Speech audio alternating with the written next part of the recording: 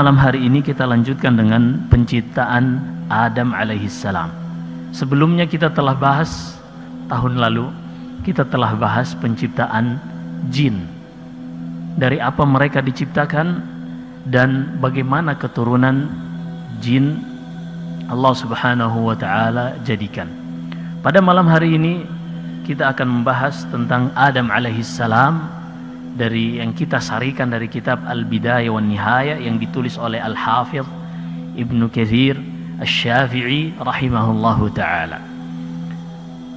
Kitab pembahasan tentang penciptaan Adam ini sangat panjang dan tidak mungkin kita baca huruf per huruf, waktunya tidak akan cukup, sehingga saya coba ringkaskan agar kita bisa mendapatkan poin-poin inti dari penciptaan Nabi Adam, hikmah apa yang bisa kita petik, pelajaran apa yang bisa kita petik, akidah, manhaj yang kita bisa pelajari di dalam perjalanan penciptaan Nabi Adam alaihissalam. Pertama, berkaitan dengan sebelum Adam diciptakan.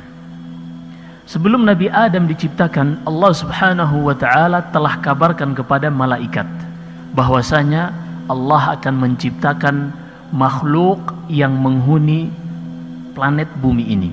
Allah berfirman di dalam suratul Baqarah, wa idz qala rabbuka lil malaikati inni ja'ilun fil ardi khalifah. Dan ingatlah tatkala Allah subhanahu wa ta'ala berfirman kepada para malaikat, wahai malaikat, sesungguhnya aku akan jadikan di muka bumi ini khalifah. Apa makna khalifah? Apakah seperti yang dipahami oleh sebagian orang pemimpin? Artinya kita ini harus jadi pemimpin, harus mendirikan khilafah. Khalifah dijelaskan maknanya di ayat-ayat yang lain. Manusia sebagai khalifah di muka bumi ini Allah sebutkan di dalam banyak ayat, di antaranya di surat Hud, di surat Yunus sebelumnya. Allah berfirman, huwallazi ja'alakum khalaifal ardi wa rafa'a ba'dakum fawqa ba'din darajat. Dialah Allah yang jadikan kalian sebagai khalaif, jamak dari kata khalifah. Apa arti khalifah? Yaitu sesuatu yang datang setelah ada sebelumnya. Seperti misalnya Abu Bakar radhiyallahu an disebut dengan khalifatu Rasulillah, khalifahnya Rasulullah. Kenapa? Karena beliau menjadi pemimpin bagi kaum muslimin setelah Rasulullah sallallahu alaihi wasallam. Artinya yang datang setelah seseorang, setelah pemimpin yang satu, dia adalah khalifahnya. Ketika Abu Bakar radhiyallahu an meninggal, yang menjadi khalifah setelahnya adalah Umar. Dan ketika itu kaum muslimin memanggil Umar, ya khalifati Rasulillah, wahai khalifah, khalifahnya Rasulullah. Khalifahnya Rasulullah siapa? Abu Bakar. Umar khalifahnya Rasulullah. Artinya yang mengambil kepemimpinan setelah khalifahnya Rasulullah, yaitu Abu Bakar. Dipahami ini makna khalifah, yaitu sesuatu yang datang setelah sebelumnya ada. Nah, di sini menjadi permasalahan. Siapa yang ada sebelum manusia di muka bumi ini? Sebagian ahli tafsir secara syadz, pendapat yang tidak bisa dibenarkan, mereka menyebutkan bahwasanya Allah telah menciptakan manusia sebelum Adam. Dan ini khata', disalahkan oleh mufassirin. Ini dinisbatkan kepada Al-Baghawi rahimahullahu ta'ala. Tapi pendapatnya ini pendapat yang keliru.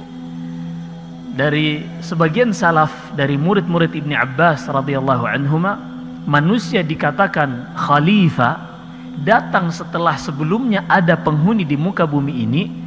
Mereka adalah jin. Sebelum Allah menempatkan Adam di muka bumi ini, ada jin yang menghuni bumi ini, dan mereka melakukan pengrusakan di muka bumi ini, menumpahkan darah, saling menzalimi sesama mereka. Sehingga ketika Allah melihat kondisi seperti itu Allah mengirim malaikat dan membinasakan mereka. Mereka pun berlari sampai ke jazirah, pulau-pulau terpencil dan di pinggir-pinggiran gunung. Ini tempat larinya jin. Ketika mendengar Allah akan menjadikan kembali di muka bumi ini penghuni setelah jin, malaikat langsung berpikir nanti mereka akan melakukan pengerusakan sebagaimana yang dilakukan oleh jin. Sehingga kata para malaikat, qalu ataj'alu fiha may yufsidu fiha wa yasfikud dima. Ya Allah, apakah engkau kembali akan menjadikan di muka bumi ini yang akan melakukan pengerusakan dan menumpahkan darah? Jadi di sini malaikat bukan untuk menantang, tidak setuju dengan apa yang Allah beritakan kepada mereka untuk menciptakan Adam, tapi mereka ingin mengetahui apa hikmah dari diciptakannya kembali manusia ini. Ini makna pertama khalifah. Makna kedua, khalifah artinya ummar, yaitu yang memakmurkan bumi ini, dan itulah manusia. Tsumma ja'alnakum khalaifa fil ardi min ba'dihim linanzura kaifa ta'malun. Dan banyak lagi ayat-ayat tentang makna khalifah. Baik. Setelah Allah Subhanahu wa taala menciptakan Adam alaihi salam, Allah Subhanahu wa taala memberikan kepada Adam ini penciptaan yang melebihi penciptaan makhluk-makhluk yang lain. Allah ciptakan Adam alaihi salam memiliki ciri-ciri tinggi dari Nabi Adam, sittuna zira'an, 60 hasta. 60 hasta. Sangat tinggi. Kemudian Adam ini alaihi salam adalah seorang yang kathirus sya'r, makhluk yang rambutnya memenuhi tubuhnya.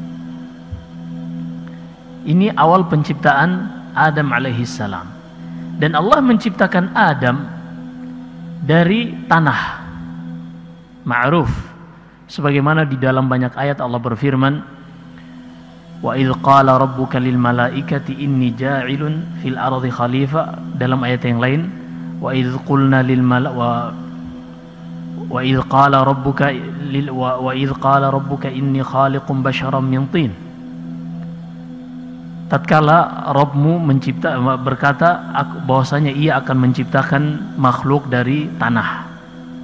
Dan Allah berfirman di dalam surat Al-Hijr, wa laqad khalaqnal insana min salsalin min hama'in masnun. Kami telah menciptakan manusia dari hama, min salsal, dari tanah liat yang kering yang dibentuk. Kemudian Allah Subhanahu wa taala membentuk tanah liat ini dengan kedua tangannya. Allah menciptakan Adam alaihi salam dengan kedua tangannya. Dan di sini juga di dalam Al-Qur'an Allah berfirman, qala ya iblis ma mana'aka an tasjuda lima khalaqtu biyadai. Wahai iblis, apa yang menghalangimu untuk bersujud kepada makhluk yang aku ciptakan dengan kedua tanganku? Perhatikan di sini Allah menetapkan di dalam Al-Quran bahwasanya Allah memiliki tangan. Sebagian kelompok yang menisbatkan diri kepada Islam, mereka mengatakan kalau kita menetapkan bagi Allah tangan, maka kita telah menyerupakan Allah dengan makhluknya. Karena yang namanya tangan itu kita saksikan ada pada makhluk. Nah, ini muskil. Di sini kita harus jelaskan karena ini berkaitan dengan akidah. Perhatikan, sebagaimana juga mereka mengatakan sebuah syubhat, kalau kita mengatakan Allah di atas langit, Allah di atas arsy, berarti Allah berada di suatu tempat. Dan manusia, makhluk juga memiliki tempat. Kalau kita menetapkan Allah memiliki tempat dan juga makhluk memiliki tempat, maka kita sudah menyerupakan Allah dengan makhluknya. Maka kita harus mengatakan Allah tidak di langit, Allah tidak di atas, tidak di bawah, tidak di kanan, tidak di kiri, tidak di depan, tidak di belakang. Terus di mana? Ya pokoknya tidak ada dari tempat-tempat ini. Ini syubhat. Kita akan jelaskan bantahannya. Pertama, kalau memang mereka mengatakan setiap yang ada pada Allah, yang Allah tetapkan di dalam Al-Quran ada pada dirinya, juga ada pada makhluk, maka kita konsekuensinya telah menyerupakan Allah dengan makhluk, maka ini sangat berbahaya. Contohnya, makhluk memiliki sifat hidup tidak? Hidup. Allah memiliki sifat hidup tidak? Iya, Allah berfirman, Allahu la ilaha illa huwa al-hayyu al-qayyum. Allah tidak ada yang berhak diibadahi kecuali Dia maha hidup, lagi maha berdiri sendiri, dan segala sesuatu butuh kepada Allah. Al-hayyu. Berarti kalau kita tetapkan hidup bagi Allah dan makhluk juga hidup, maka kita sudah menyerupakan Allah dengan makhluknya. Apakah demikian? Batil. Ini batil kalau begitu. Lalu apanya yang salah di sini? Yang salah adalah cara berfikirnya. Tidak semua yang Allah tetapkan ada pada dirinya berkonsekuensi menyerupakan Allah dengan makhluknya. Karena Allah menyebutkan sesuatu yang sesuai dengan keagungan dan kemuliaannya, dan Allah menyebutkan bagi makhluk yang sesuai dengan keterbatasan makhluk. Contohnya saja sesama makhluk. Manusia memiliki mata, semut memiliki mata. Apakah mata yang ada pada manusia sama dengan mata yang ada pada semut? Tidak sama. Tapi pada sisi penamaan ini ada kesamaan. Berarti tidak semua yang memiliki penamaan yang sama juga memiliki konsekuensi pada kesamaan hakikat. Jadi yang membedakan adalah hakikatnya. Allah memiliki tangan yang sesuai dengan keagungan dan kemuliaan Allah, dan makhluk memiliki tangan yang sesuai dengan keterbatasan penciptaan manusia. Contoh lagi, biar kita lebih mudah. Manusia memiliki ilmu tidak? Allah berfirman tentang Ya'qub, wa innahu ladzu ilmin lima 'allamna. Dan Ya'qub adalah manusia yang memiliki ilmu terhadap apa yang kami ajarkan kepadanya. Dan Allah mensifatkan Adam memiliki ilmu, wa 'allama Adamal asma.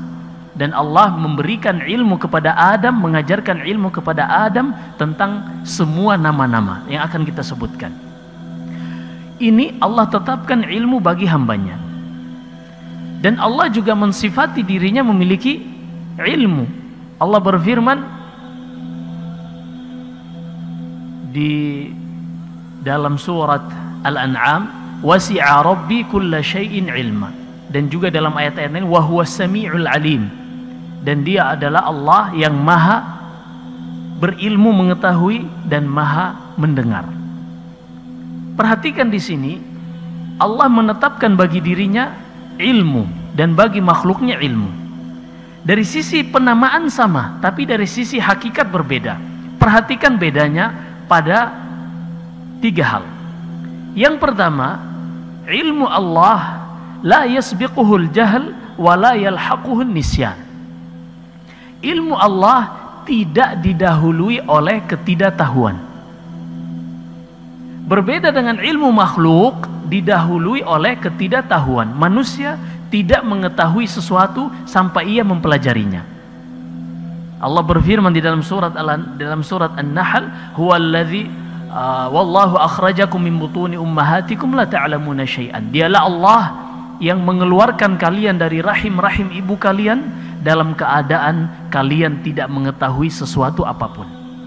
Jadi manusia ketika lahir, karena dia belum belajar maka dia jahil. Bahkan dia tidak bisa membedakan antara biji kerikil dengan korma. Apa saja yang dia dapat pasti dimasukkan ke dalam mulutnya. Kalau ada api di depannya, mungkin dia memegangnya. Kenapa? Karena dia belum pernah belajar, belum memiliki pengalaman bahwasanya itu berbahaya. Adapun ilmu Allah tidak didahului oleh kejahilan. Namanya ilmun azali. Ilmu yang azali, yang tidak didahului sesuatu.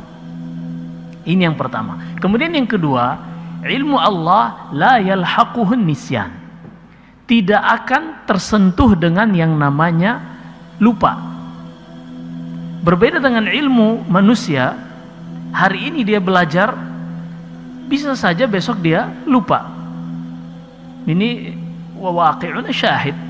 Dan realita kehidupan kita saksikan. Kadang seorang ingin ujian, malamnya dia belajar sampai tengah malam, besok ketemu soal, lupa. Itu ilmu manusia.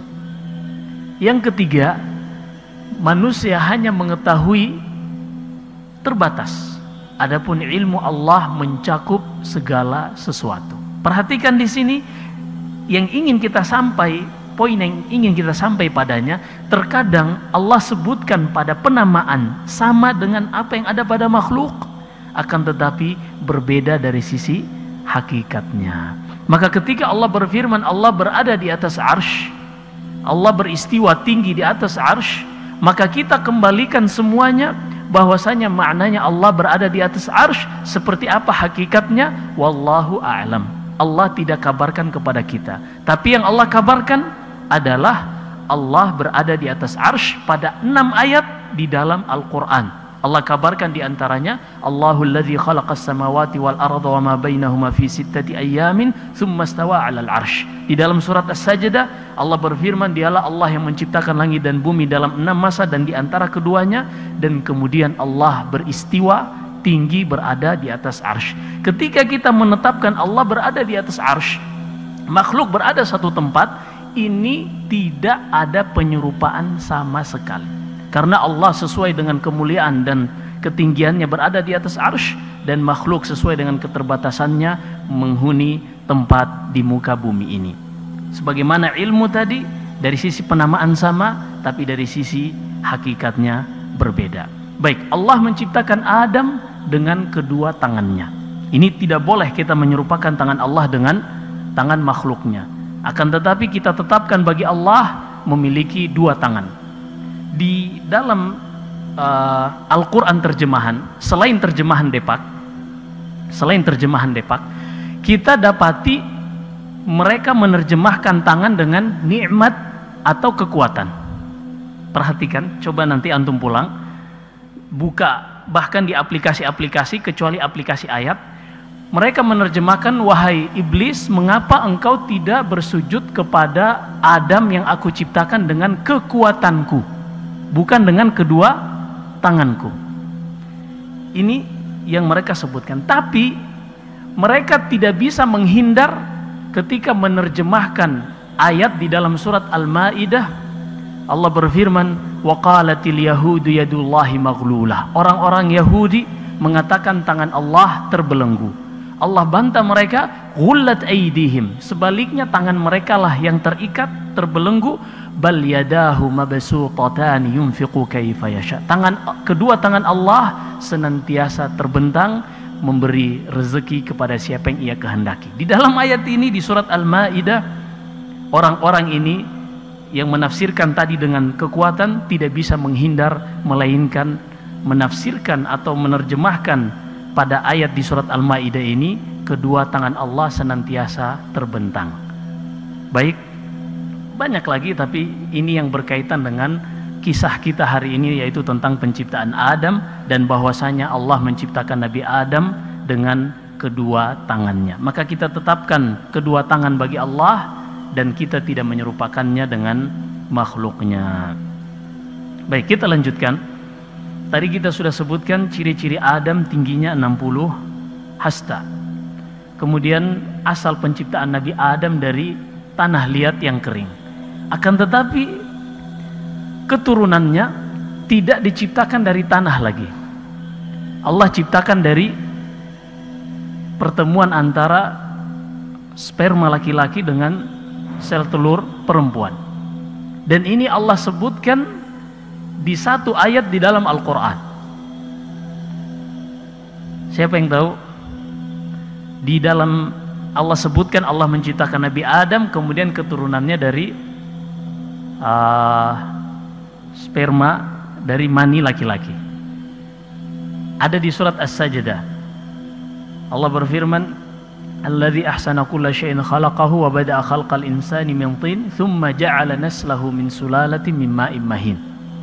Ini di surat As-Sajdah, yaitu Allah menciptakan pertama manusia pertama Adam dari tanah, lalu Allah ciptakan keturunannya dari mani laki-laki. Dan sebagaimana juga iblis, jin yang pertama diciptakan dari api yang membara, tapi keturunannya bukan dari api. Ini harus dipahami. Ini harus dipahami. Dan kita sudah jelaskan secara panjang lebar pada pertemuan setahun yang lalu. Baik, setelah Allah menciptakan Nabi Adam ini, Allah Subhanahu wa ta'ala memerintahkan kepada para malaikat, yang mana ketika itu iblis dari kalangan jin ikut beribadah bersama malaikat di langit. Dia ketika itu Abu Kurdus, Azazil namanya iblis ini, adalah seorang ahli ibadah di langit. Allah berfirman, "Wa idz qulna lil malaikati isjudu li Adam." Ini sebelum Allah mengajarkan Nabi Adam nama-nama segala sesuatu. Setelah Allah ciptakan Adam, wujudnya seperti yang kita sebutkan tadi, Allah perintahkan kepada penduduk langit ketika itu, malaikat, untuk bersujud kepada Adam. Fasajadu, malaikat pun bersujud, illa iblis, kecuali iblis. Ternyata iblis memiliki alasan, dan alasannya ini dia menggunakan qiyas, analogi. Dia mengatakan, qala asjudu liman khalaqa tina. Dalam ayat yang lain di surat Al-A'raf, qala ma mana'aka an tasjuda li, qala ya iblis, qala ma mana'aka an tasjuda idh amartu, qala ana khairum minhu. Ya Allah, mana mungkin aku bersujud kepada yang engkau ciptakan dari tanah? Aku lebih baik darinya. Engkau menciptakan aku dari api, sementara dia dari tanah. Perhatikan di sini, iblis menggunakan qiyas, analogi. Engkau ciptakan aku dari api, sementara dia dari tanah. Dan api menurut iblis lebih baik dari tanah. Api bersih, tanah kita ketahui sendiri. Perhatikan di sini, apa yang salah dengan iblis ketika dia menggunakan qiyas? Apakah boleh menggunakan qiyas? Jawabannya boleh. Tapi sayangnya iblis menggunakan qiyas ma'awurudid dalil. Dia membenturkan qiyas, analogi ini dengan dalil. Nah, ini yang salah. Kalau misalnya ada orang yang menghalalkan khamr dengan qiyas, oh ini ada manfaatnya lebih, dan seterusnya, khamr ini dan seterusnya, dengan analogi. Apa jawabannya? Jawabannya adalah haram, walaupun dia menggunakan qiyas. Kenapa? Karena dia membenturkan qiyas, analoginya dengan dalil Al-Quran. Di dalam surat Al-Maidah Allah berfirman, "Ya ayyuhalladzina amanu innamal khamru wal maisir wal ansab wal azlamu rijis min amali syaitan fajtanibuh." Khamr, judi dan teman-temannya, ini semuanya adalah rijis, jauhi semua itu. Haram hukumnya. Maka tidak ada salahnya menggunakan qiyas atau analogi selama tidak dibenturkan dengan dalil. Karena yang namanya qiyas ini dari sisi definisi disebutkan oleh ulama usulul fiqh, ilhaqu far'in bi aslin fi hukmin li'illatin jami'atin bainahuma. Ada 4 unsur qiyas. Yang pertama adalah kasus baru yang belum pernah ada pada zaman Nabi yang ingin kita cari hukumnya. Yang kedua, kasus lama yang sudah pernah ada mirip dengan kasus baru tersebut. Kemudian yang ketiga, hukum. Yang keempat, illah, alasan kesamaan antara dua kasus tadi. Misalnya kita ingin mencari hukum narkoba. Narkoba, apa hukumnya? Pada zaman Nabi tidak ada. Kita perhatikan apa illah atau yang kira-kira sama di dalam narkoba ini. Ada unsur yang membuatnya bisa disamakan dengan sesuatu yang ada pada zaman Nabi. Ternyata setelah diteliti, obat-obatan psikotropika ini atau obat-obatan tersebut bisa menghilangkan kesadaran. Dan pada zaman Nabi yang menghilangkan kesadaran apa itu? Al-khamr. Dia disebut khamr li'annahu yughattil aql. Khamr itu artinya menyembunyikan. Makanya jilbab wanita disebut khimar karena dia menyembunyikan aurat wanita. Khamr menutup akal sehat seseorang. Sehingga obat-obatan narkoba tadi dikiaskan dengan khamr pada sisi hukum yang sama, yaitu alasan yang sama, yaitu menghilangkan akal sehat, sehingga hukumnya pun sama, yaitu haram. Baik, ini udah masuk? Belum? Baik. Ini satu permasalahan. Permasalahan berikutnya, ada yang mengatakan bahwasanya iblis lebih hebat tauhidnya daripada malaikat. Kenapa? Karena ketika Allah memerintahkan untuk bersujud kepada makhluk, ada makhluk bukan? Makhluk. Malaikat sujud. Apa hukum sujud kepada makhluk? Enggak boleh, iya kan? Haram hukumnya sujud kepada makhluk. Bahkan syirik. Iya. Lalu bagaimana? Katanya malaikat lebih hebat tauhidnya. Jawabannya harus kita pahami bahwasanya sujud itu ada dua jenis. Ada namanya sujud ta'zim wa ibadah, yang kedua sujud tahiyyah. Ada yang namanya sujud pengagungan ibadah, dan ada sujud penghormatan. Dan sujud penghormatan ini pada umat-umat terdahulu boleh hukumnya, sebagaimana yang Allah sebutkan tentang Nabi Yusuf alaihi salam di akhir kisah tentang Nabi Yusuf, di halaman paling akhir, paling atas sebelah kiri. Allah berfirman, wa rafa'a abawaihi 'alal 'arsy wa kharru lahu sujjada. Dan saudara-saudara Nabi Yusuf bersujud kepada Nabi Yusuf. Dan ini Allah sebutkan dan Allah tidak ingkari. Kenapa? Dikarenakan ini adalah sujud tahiyyah, sujud penghormatan, bukan sujud pengagungan dan ibadah. Kita lanjutkan penjelasannya insyaallah setelah salatul isya. Wallahu a'lam wa sallallahu wasallam wa baraka ala nabiyyina Muhammad. Bismillahirrahmanirrahim. Alhamdulillahi rabbil alamin. Wa usalli wa usallimu ala nabiyyina Muhammad wa ala alihi wa ashabihi wa man tabi'ahum bi ihsanin ila yaumiddin, amma ba'd. Kembali kita lanjutkan sedikit tentang penciptaan Nabi Adam yang telah kita bahas. Terakhir kita sudah jelaskan bantahan tentang syubhat yang mengatakan bahwasanya iblis lebih mantap tauhidnya dibanding malaikat, dikarenakan iblis menolak untuk bersujud kepada Adam. Kita sudah sebutkan tadi bahwasanya sujud ada dua jenis. Yang pertama adalah sujud ta'zim wa ibadah, sujud pengagungan dan ibadah, dan ini hanya boleh diberikan kepada Allah, dan tidak mungkin Allah memerintahkan kepada makhluknya untuk bersujud beribadah kepada selainnya. Allah melarangnya. Allah sebutkan di dalam surat Al-A'raf, wa min ayatihi al-lail wan nahar wasyamsu wal qamar la tasjudu lisyamsi wala lil qamar wasjudu lillahi alladzi khalaqahunna in kuntum iyyahu ta'budun.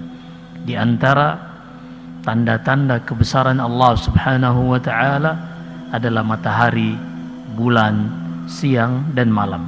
Janganlah kalian sujud kepada matahari, jangan pula kepada bulan, akan tetapi bersujudlah kepada yang telah menciptakan seluruh makhluk-makhluk tersebut.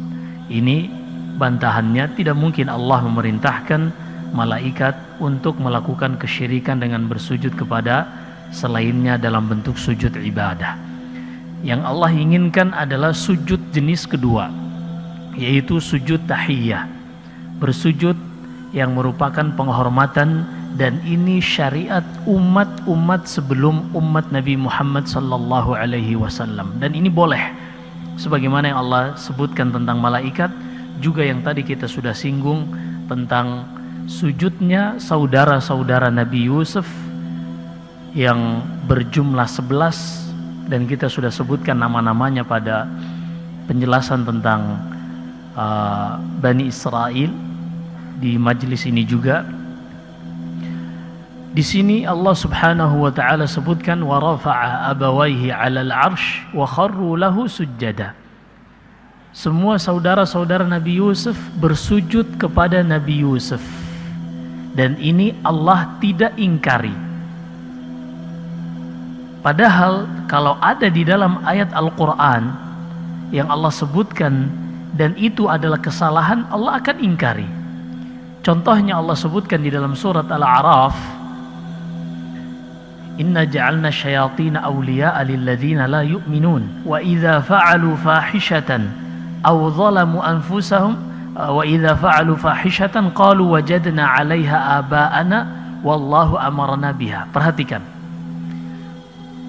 orang-orang musyrikin ini kalau mereka melakukan fahisyah, dosa, mereka berargumen qalu wajadna 'alaiha aba'ana. Ini argumen yang pertama, kami mendapati nenek moyang kami melakukan kemungkaran tersebut. Yang kedua, wallahu amarana biha, dan Allah yang memerintahkan kami untuk melakukan kemungkaran tersebut. Perhatikan argumennya dua hal.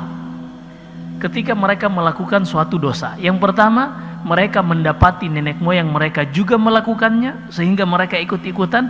Alasan mereka yang kedua, Allah yang memerintahkannya. Lihat ayat setelahnya Allah sebutkan qul wallahu la ya'muru bil fahsya.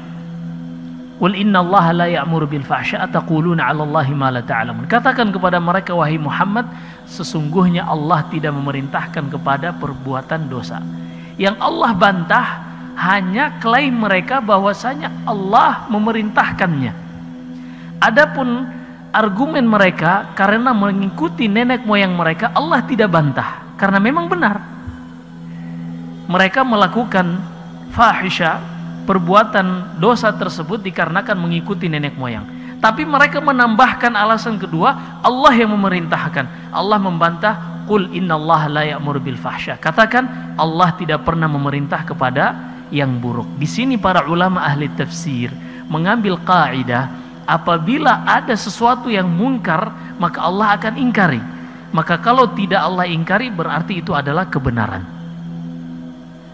Kebenaran, baik itu kebenaran dari sisi berita ataupun kebenaran dari sisi hakikat.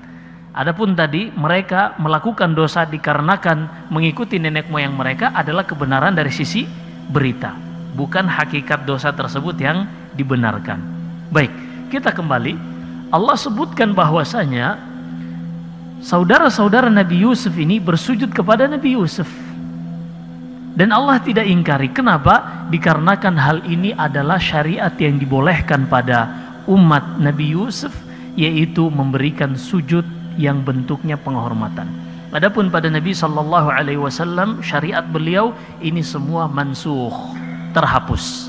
Tatkala Mu'adz bin Jabal radhiyallahu an pulang dari Yaman menyaksikan orang-orang Nasara bersujud kepada pendeta-pendeta mereka sebagai bentuk pemuliaan, maka Mu'adz ketika sampai kepada Nabi sallallahu alaihi wasallam, beliau bersujud kepada Rasulullah.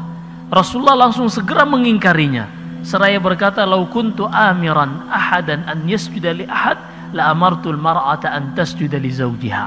Kalau seandainya boleh aku memerintahkan seseorang untuk bersujud kepada orang lain, niscaya yang paling pantas adalah wanita untuk bersujud kepada suaminya. Tapi sayang, itu semua sudah terhapus pada syariat Nabi sallallahu alaihi wasallam, maka tidak boleh lagi ada seorang bersujud kepada orang lain. Sujud hanya dibolehkan kepada Allah Subhanahu wa taala, sujud ibadah, sujud ta'zim, dan telah terhapus syariat sujud tahiyyah, sujud penghormatan pada umat Nabi sallallahu alaihi wasallam. Dan ini sesuatu yang lumrah dalam ilmu usulul fiqh tentang syariat umat-umat terdahulu. Allah berfirman dalam suratul Maidah, likullin ja'alna minkum syir'atan wa minhaja.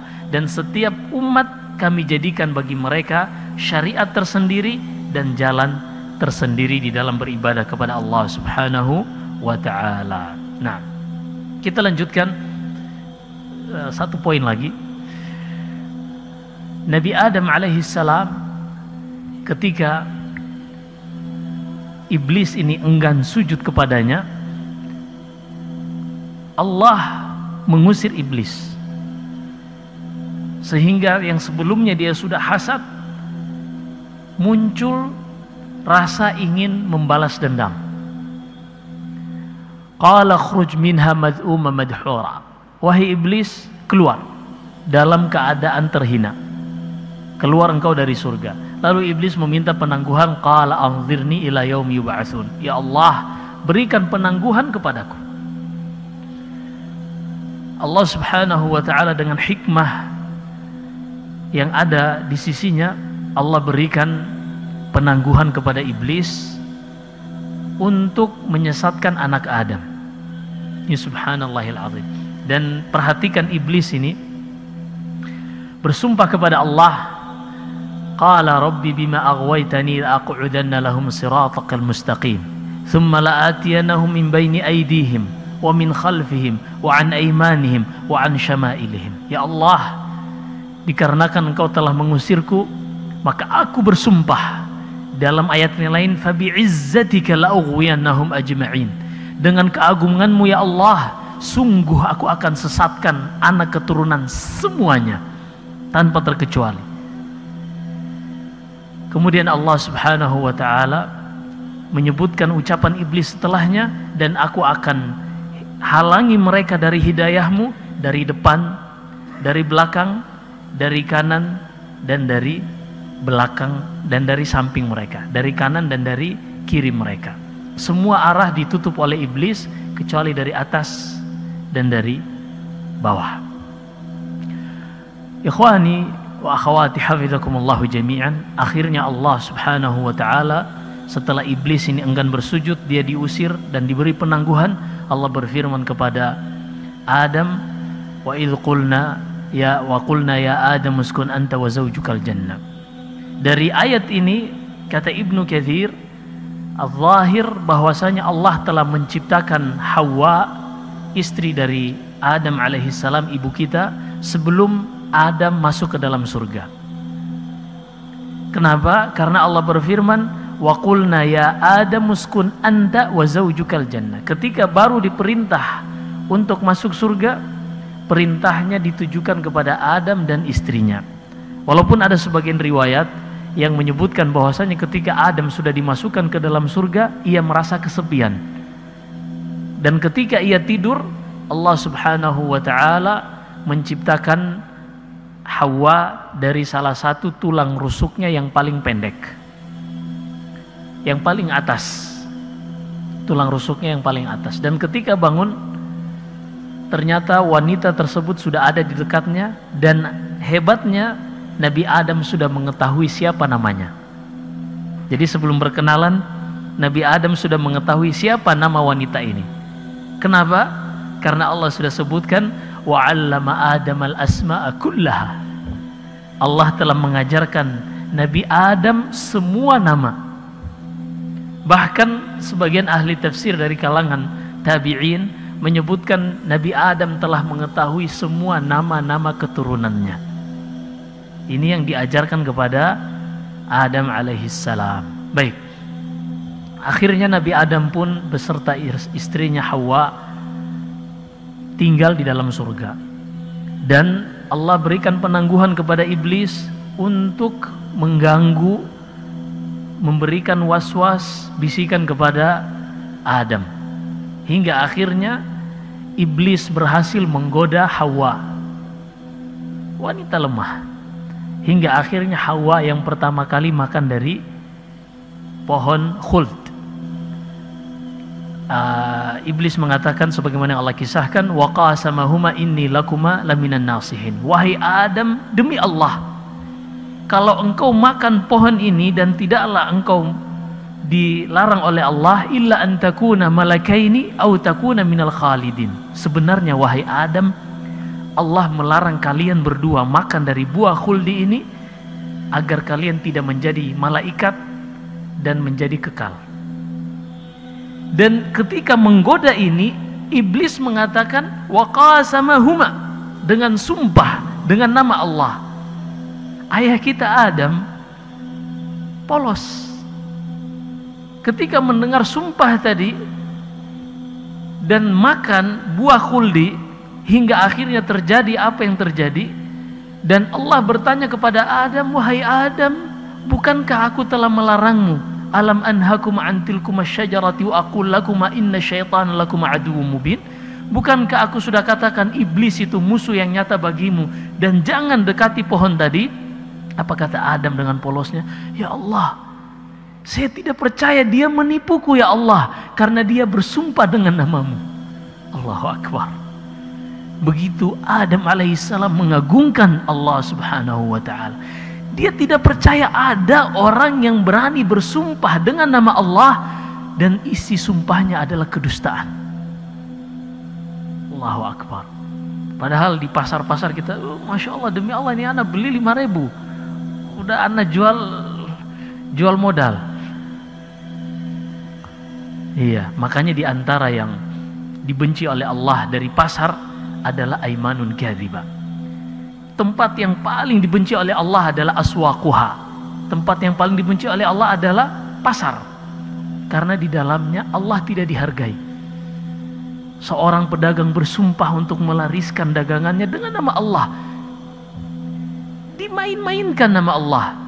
Tapi tempat yang paling Allah cintai adalah masjiduha, masjidnya. Kenapa? Fi buyutin adzinallahu an turfa'a wa yuzkara fiha ismuhu yusabbihu lahu fiha bil ghuduwi wal asal rijalu la tulhihim tijaratun wala bay'un an dzikrillah wa iqamis salati wa ita'iz zakati yakhafuna yawman tataqallabu fihi al qulub wal absar. Di dalam masjid tersebut Allah izinkan untuk namanya disebutkan, ditinggikan.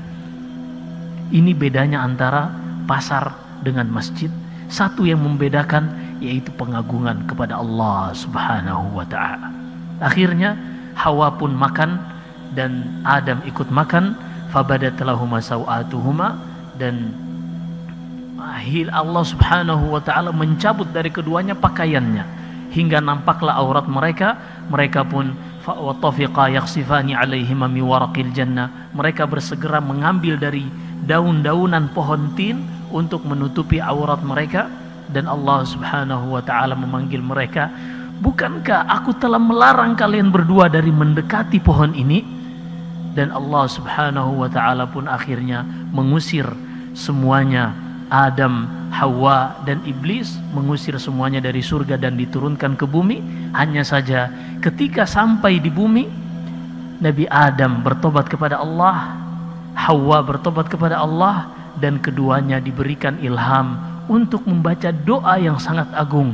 Qala Rabbana zalamna anfusana wa illam taghfir lana wa tarhamna lanakunanna minal khasirin. Ini doa dari ayah kita dan ibu kita Adam dan Hawa, dan siapa saja yang membacanya ketika melakukan dosa, insyaallah mereka akan diterima sebagaimana Allah menerima tobatnya, akan diterima sebagaimana Allah menerima tobatnya Adam dan ibu kita Hawa alaihi wassalam. Akhirnya Nabi Adam dan Hawa pun diturunkan di muka bumi dan mereka merasakan kesengsaraan karena Allah telah sebutkan innalaka alla taju'a fiha wa la ta'ara wa annaka la tadma'u fiha wa la tadha. Ya Adam, di antara kenikmatan surga yang engkau akan rasakan, engkau tidak akan merasakan panas, tidak akan merasakan haus, tidak akan merasakan lapar. Semua yang kau inginkan datang kepadamu. Itu kenikmatan surga. Kemudian kata Allah, fala taqrabanna fala yukhrijannakuma minal jannati fatashqa. Wahai Adam, Hawa, jangan sampai iblis berhasil mengeluarkan kalian dari surga, niscaya kalian akan binasa. Kebinasaan yang paling minimal yang dirasakan oleh seorang manusia dari keturunan Adam di muka bumi ini adalah ketika dia merasakan lapar atau haus, ingin minum, ingin makan, dia harus bekerja, berusaha terlebih dahulu. Ini kesengsaraan yang paling minimal. Ini sengsara hitungannya. Kita mungkin merasa enak pergi ke kantor, pergi bekerja, melihat usaha, melihat apa yang kita lakukan untuk bisa makan. Ini adalah kesengsaraan manusia. Kenapa? Kalau dibandingkan di surga, apa saja yang kita inginkan, semuanya ada di depan. Subhanallah. Ini akhirnya Adam dan Hawa diturunkan ke muka bumi ini. Mereka diajari oleh Allah cara beternak, cara berkebun. Dan Allah subhanahu wa ta'ala menganugerahkan kepada keduanya keturunan. Yang pertama adalah Qabil dan saudarinya, kemudian ada Habil juga dengan saudarinya, dan disinilah mulai perjalanan Bani Adam. Kita akan lanjutkan insyaallah pada pertemuan-pertemuan berikutnya. Ada lagi anak-anak Adam, diantaranya Syith ibni Adam, seorang nabi, dan seterusnya kita akan bahas pada pertemuan berikutnya insyaallah. Wallahu alam. Sudah terlalu panjang, tidak ada lagi tanya jawab. Mudah-mudahan di waktu yang lain. Wassallallahu wasallam ala nabiyina Muhammad. Apabila ada benarnya datangnya dari Allah, ada kesalahan dan kekeliruan dari saya, wa astaghfirullah walakum walisairil muslimin wal muslimat.